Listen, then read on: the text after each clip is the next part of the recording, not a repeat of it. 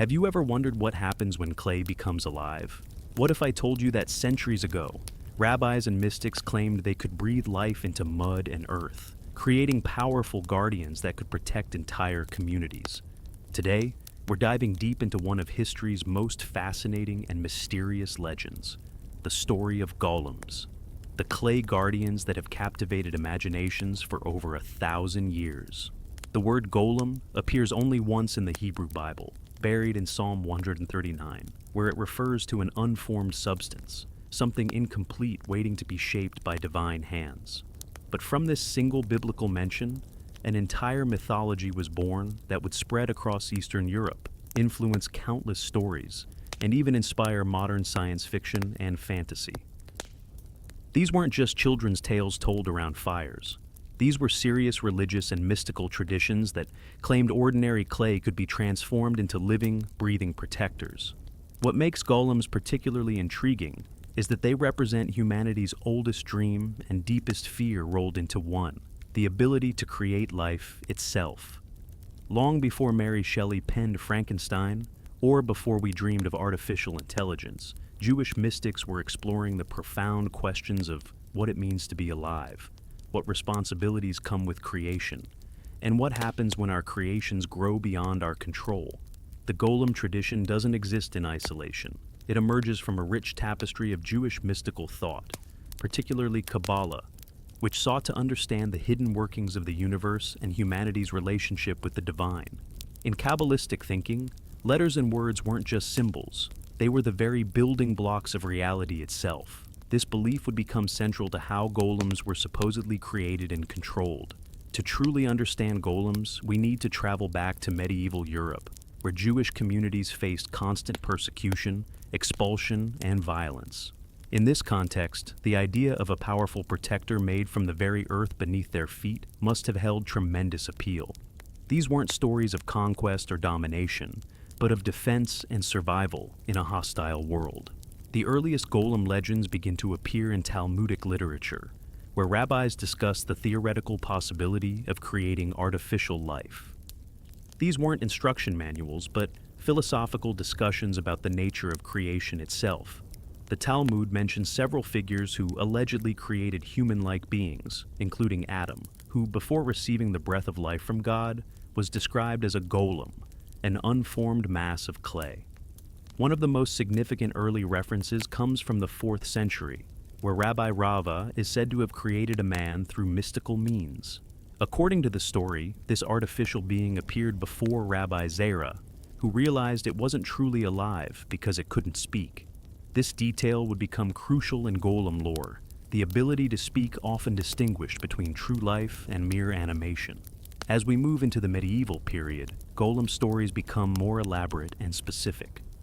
The 12th century scholar Rabbi Judah the Pious allegedly created a golem to serve his household, but when the creature grew too large and powerful, it had to be deactivated.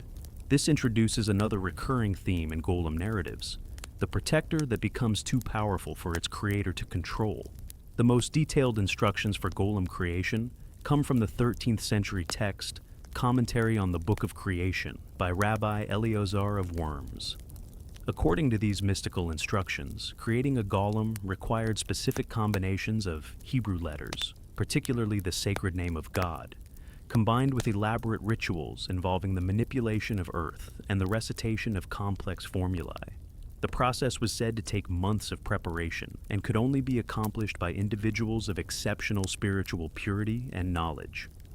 But it's in 16th century Prague where the golem legend reaches its most famous and enduring form. Rabbi Judah Lou ben Bezalel, known as the Maharal of Prague, allegedly created the most famous golem in history to protect the Jewish community from increasing persecution and blood libel accusations. This golem, sometimes called Joseph or Yosele, would become the template for virtually every golem story that followed. According to the Prague legend, Rabbi Lou formed his golem from clay taken from the banks of the Vltava River. The creation process involved elaborate Kabbalistic rituals, performed with the help of 2 assistants representing the elements of fire and water, while the rabbi himself represented air. Together, they walked around the clay figure 7 times while reciting specific letter combinations and divine names. Finally, a shem, a piece of parchment inscribed with the sacred name of God, was placed in the golem's mouth, bringing it to life. The Prague. Golem served its community faithfully, patrolling the Jewish quarter at night, protecting against attacks, and even performing household tasks during the day. Unlike later fictional portrayals, this golem was described as intelligent and capable of following complex instructions. It wore the clothes of a regular person and could pass for human in many situations, though it remained mute and possessed supernatural strength. However, the Prague legend also contains the classic golem cautionary tale. As tensions in the city decreased, the golem became increasingly restless and potentially dangerous. Some versions of the story describe it becoming violent or acting beyond its programming. Recognizing the danger, Rabbi Lowe was forced to deactivate his creation by removing the shem from its mouth, causing it to crumble back into lifeless clay. According to legend, the remains were stored in the attic of Prague's Old New Synagogue, where they supposedly remain to this day. The Prague golem story didn't emerge immediately after Rabbi Lowe's death in 1609.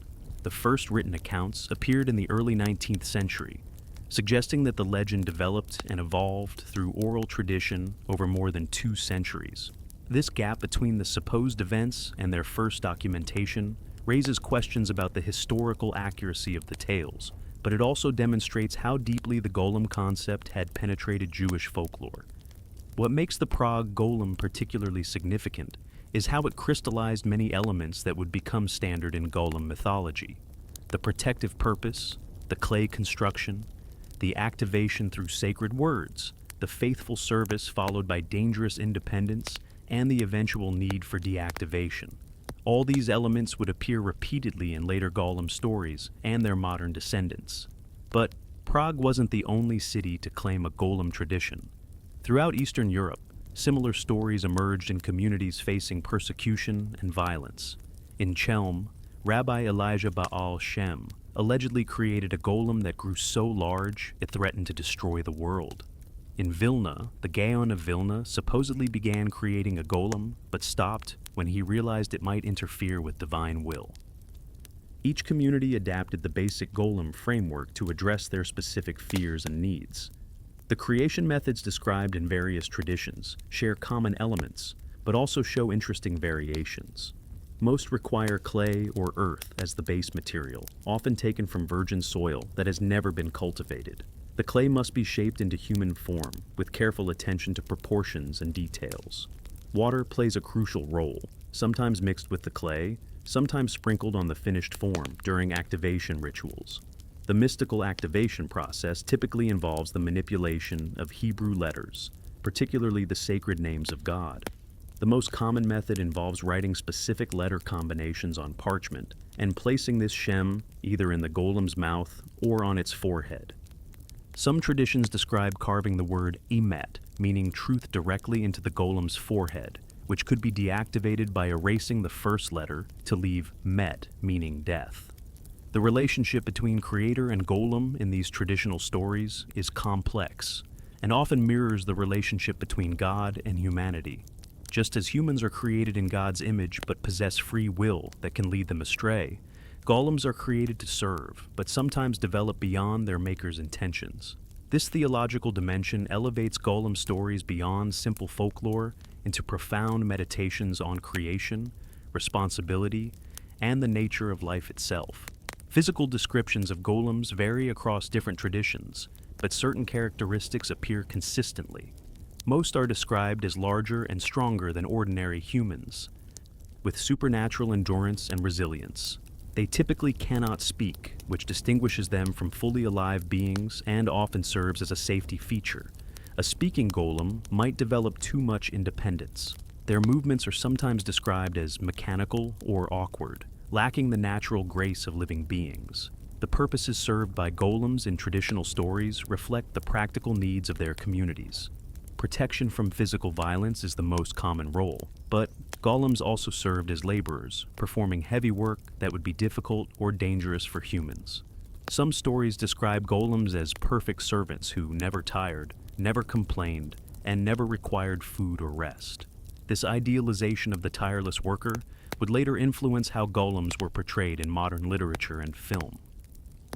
The deactivation of golems represents one of the most important aspects of the tradition.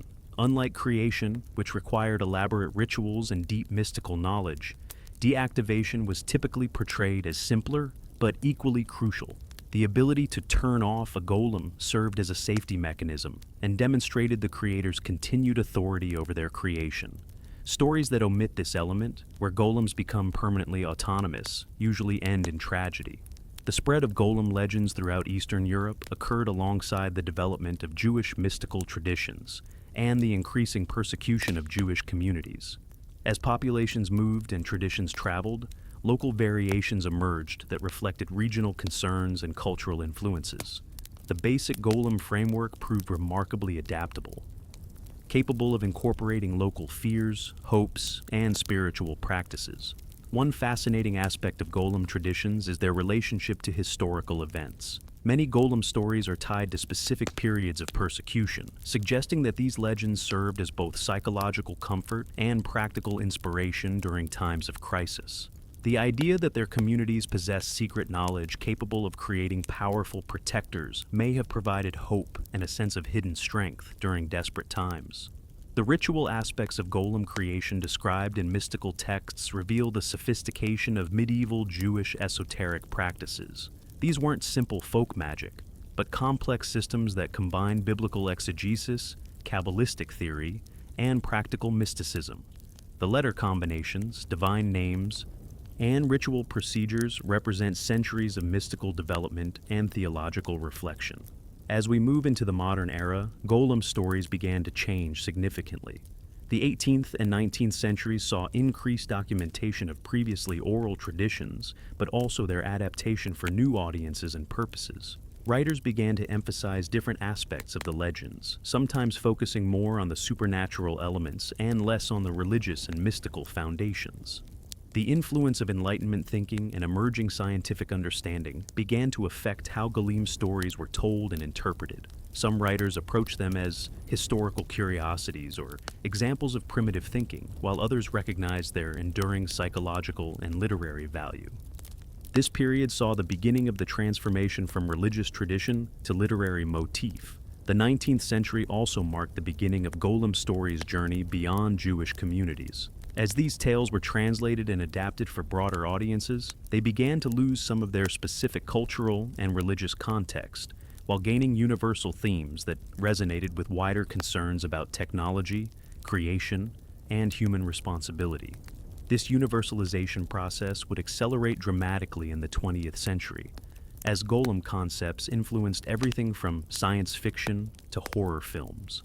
The basic framework, artificial beings created by humans that eventually threaten their creators, became a template for exploring modern anxieties about technology, artificial intelligence, and scientific overreach. The transformation of golems from religious tradition to popular culture phenomenon represents one of the most successful examples of how ancient folklore can adapt to address contemporary concerns. Modern golem stories rarely involve clay or Hebrew mysticism, but they retain the core questions about creation, control, and the responsibilities that come with the power to make life. Contemporary golem interpretations often focus on the Frankenstein-like aspects of the tradition, the created being that turns against its maker. While this element exists in traditional stories, it was usually portrayed as a failure of the creator's wisdom or preparation, rather than an inevitable outcome. Modern versions tend to emphasize the hubris of creation and the impossibility of controlling what we make.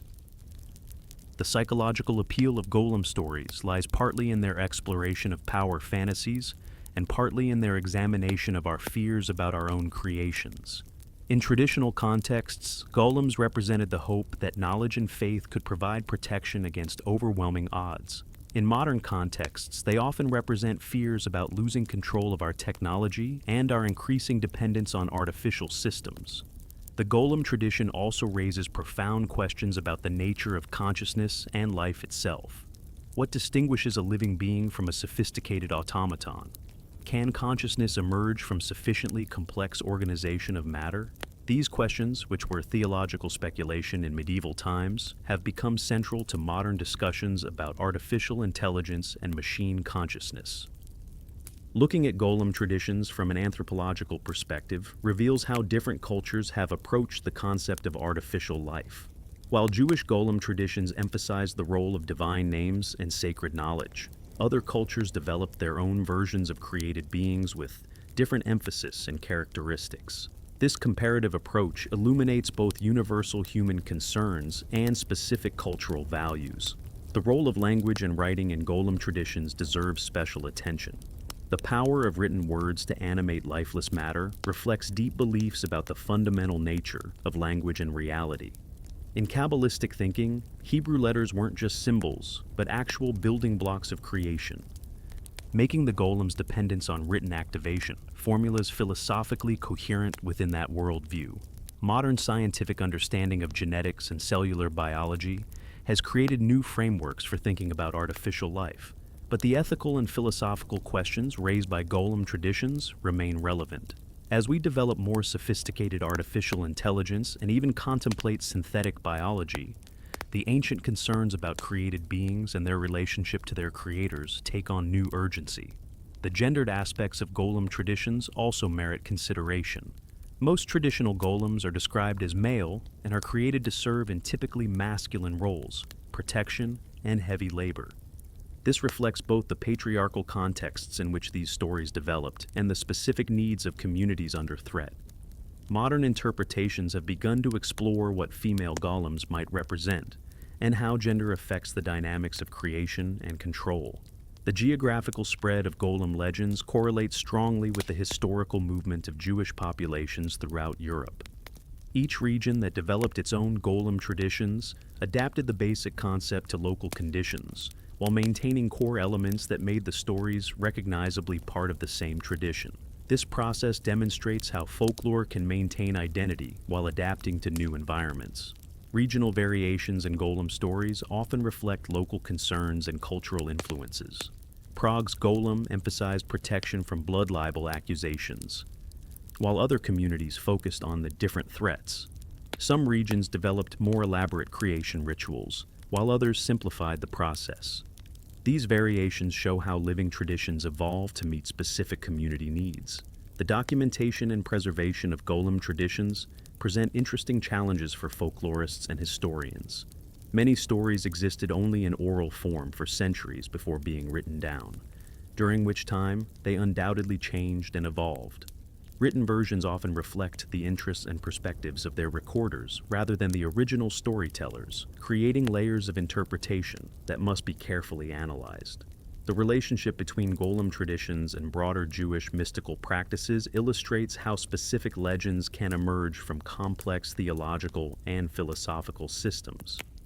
Understanding golems requires familiarity with Kabbalistic concepts, Talmudic reasoning, and medieval Jewish approaches to textual interpretation. This scholarly dimension elevates golem studies beyond simple folklore into serious academic inquiry. Modern archaeological and historical research has attempted to verify some aspects of famous golem legends, particularly the Prague story. While no physical evidence supports the existence of actual golems, the historical research has illuminated the social and cultural conditions that made such stories appealing and believable to their original audiences. The therapeutic and psychological functions of golem stories deserve recognition alongside their entertainment and religious values. For communities facing persecution and powerlessness, stories about secret knowledge that could create powerful protectors may have provided crucial psychological support and maintained hope during dark periods. This function continues today in different forms. As we conclude this exploration of golem history and tradition, it's worth reflecting on what these ancient stories continue to teach us. In an age of increasing automation and artificial intelligence, the questions raised by golem legends about creation, control, responsibility, and the nature of life itself have never been more relevant. The clay guardians of medieval Prague may have crumbled back to dust, but the ideas they represent continue to shape how we think about our relationship with our own creations. The enduring appeal of golem stories suggests that they tap into fundamental human concerns that transcend specific historical or cultural contexts. Whether we're talking about clay animated by sacred names or silicon chips running the complex algorithms, we're still grappling with the same basic questions about what it means to create intelligence, how we relate to our creations, and what responsibilities come with the power to make life. The golem tradition reminds us that the desire to create artificial life is not a modern invention, but a dream as old as human civilization itself. From the clay guardians of Prague to the robots of science fiction, we continue to explore the possibilities and dangers of breathing life into lifeless matter. And the mysterious clay guardians of Jewish folklore remain our most enduring guide to these ancient questions made new.